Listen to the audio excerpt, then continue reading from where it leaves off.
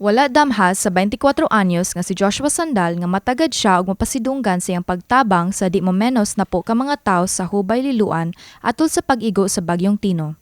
Una nang na-report sa MyTV Cebu ang iyang pagluwas sa mga residente sa Osaka Subdivision gamit lamang kable sa CCTV. Dulaan duha ka semana gikan sa pag-igo sa bagyo, ipasidunggan og nakadawat og mga pahalipay si Joshua ug ang iyang pamilya. Nasyaksad kay kanang wala ka tuo ba nga. Wa mo kay bawo nga nagbidyo sa akong mama gud. Ang kuan kay katong video ka sa baha ra ba. Wala ko kay bawo nga kanang gibidyohan ko nga ana ba nagluwas ba ana. Naglabang ko sa bata. Ang Barangay Mabolo sa siyudad sa Sugbo mitunol og 4-year scholarship sa bisag unsang kurso nga pilion ni Joshua og 3,000 pesos nga monthly allowance. Gihatagan sab siya og trabaho pinaagi sa pagkuha kaniya isip responder sa barangay. The message is simple. People like him, ni Joshua, ni G-Boy, mo gikinahanglan gyud kay sa tuang community. In fact, pagpatawag na ko ani ni Joshua, ang ako gyung gi-offer niya kay need sa gyud kay nato diri sa tuang barangay Mabolo being Catch Basin barangay, kinahanglan mi og strong grupo nga team para pag-address sa problema namo diri sa baha. And that is one of the reason nga akong gi-contact si Joshua, and in fact gi-hire namo si Joshua as part sa amuang SMART team. Nakadesisyon ang barangay sa pagkuha kang Joshua isip responder tungod sa nakita nilang kaisog niini.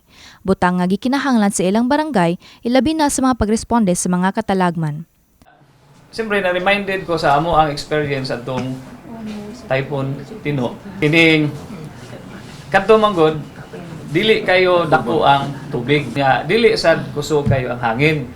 So gingnan ako ang mga responders nga naik kuan call for rescue ato rescuehon.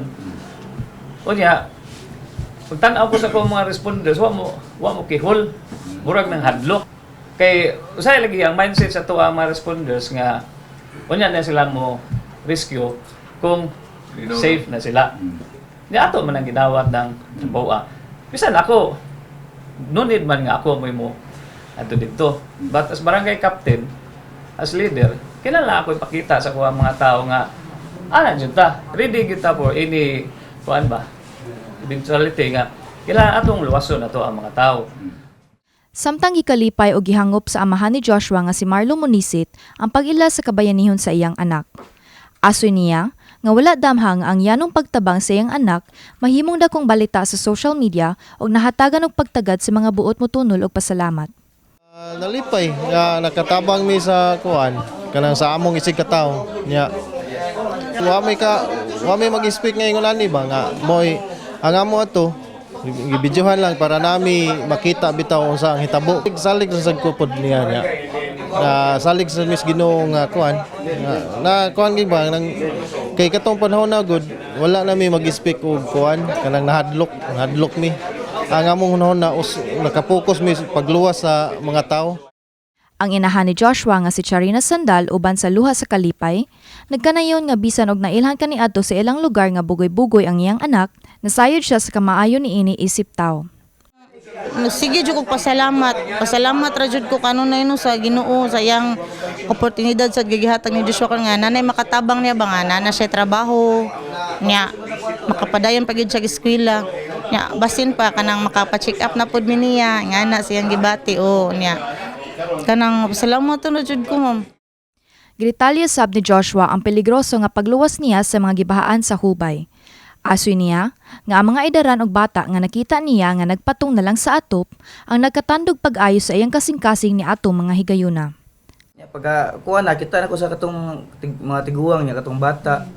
Adto na wa sige sila pugong nako nilayat na lang jud ko niya. Kita man sila nga kayaran ako mo to ila akong gikuan. Ipasagdaan na lang ko nila niya kanang tawangan lang sa ko nila ba nga ma-rescue sa tulad at bang. Ika na maghagad nila sa mga Si Monsignor Raolgo, ang kora paroko sa St. Joseph the Patriarch Parish sa Mabolo, mibutyag nga nindot panalaminan ang kabayanihan ni Joshua ug iyang pamilya nga taliwa sa katalagman makita ang kaayo sa atong isig ka tawo.